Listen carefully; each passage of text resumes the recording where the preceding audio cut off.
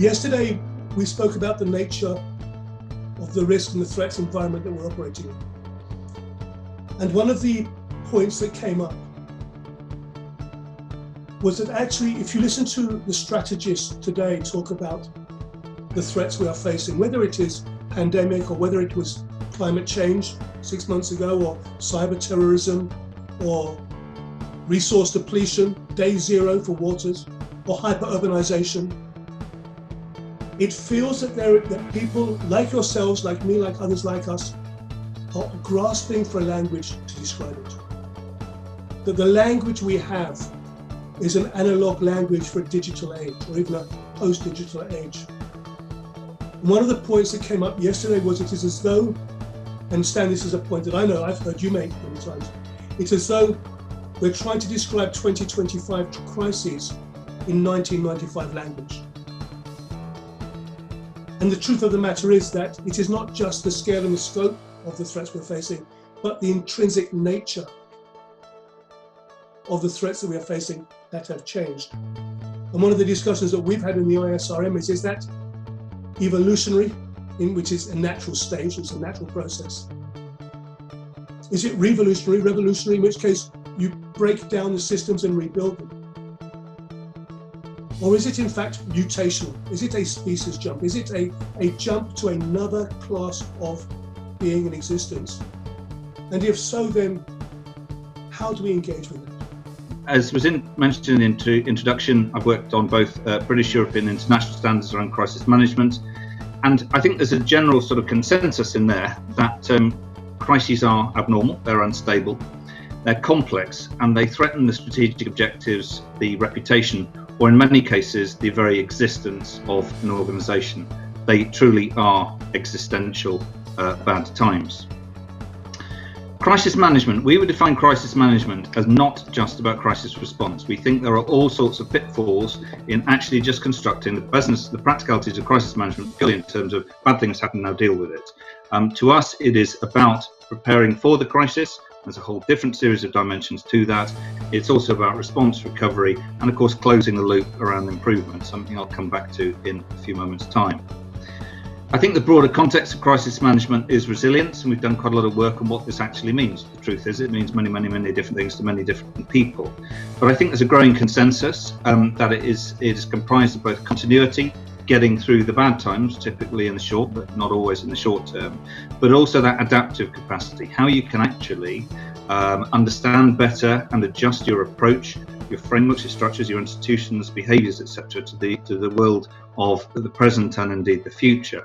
How we can actually build adaptive capacity into our institutions and our approaches. So resilience is not just about getting through the bad stuff, it is a much broader thing. Very often organizations can immediately find themselves in a crisis, and they go into the emergency phase, then into, if needed, if it's not managed, into the crisis phase, putting into place business continuity plans, and then rolling into the kind of recovery, resumption, learning phases. And that's all well and good. And I think there has been over the years a vast improvement in that area. Where I think there is a much bigger need is in the preparedness phase, which can often span a much longer period of time. And for, I think, a number of reasons, there is not enough investment in this. It's about money. It takes time, it can take resources. We were talking about PPE and stockpiling and supply chains yesterday. This is all big money for governments and for major organizations. And so there can be, in periods of austerity, for example, a reluctance to invest adequately in this preparedness phase. And there are, I think, very important steps around that. So, one is really understanding the risks to your organization, mapping out those particular risks.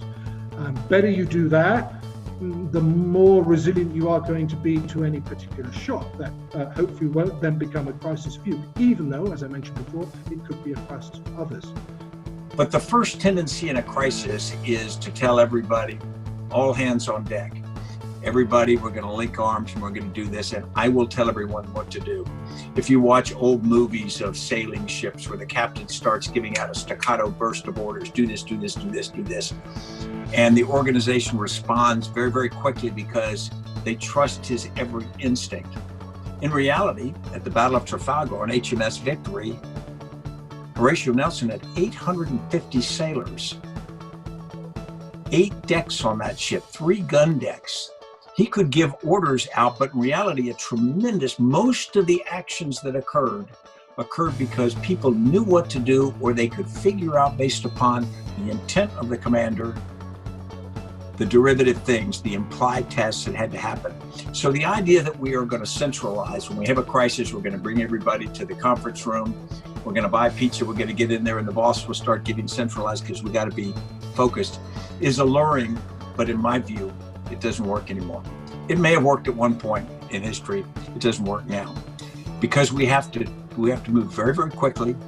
We have to adapt to a changing situation, and we need to adapt at the edges of our organization, where things are a little different in each instant, and the speed at which those things will change is too fast for us to be able to go back to central headquarters and say, what should I do in this situation? So interestingly enough, where our first inclination may be to centralize things so we don't screw it up, I would argue what we really need to do is communicate effectively, but decentralize execution. The thing that occurs to me, and this comes back to your culture point, David, and I'd be really interested in Stan's views in particular, is making sure that you've engendered a culture which means that you are giving authority to people on the ground to do things, and that they have the confidence that, provided they act within a modicum of sense, they're not going to have a ton of bricks dropped on them if they get it wrong. Because with the best will in the world, they will sometimes get it wrong, but actually you want them to be doing things rather than endlessly referring up the line. And I'd be really interested in hearing your views, and the rest of the panel's views, on how you actually engender that in organisations which are traditionally hierarchical or traditionally very risk averse. Because actually in a crisis, you need to get on and do something and try and sort it out. And you will be in a best position to work out what's needed locally in that local situation, rather than several hundred miles away or at a headquarters.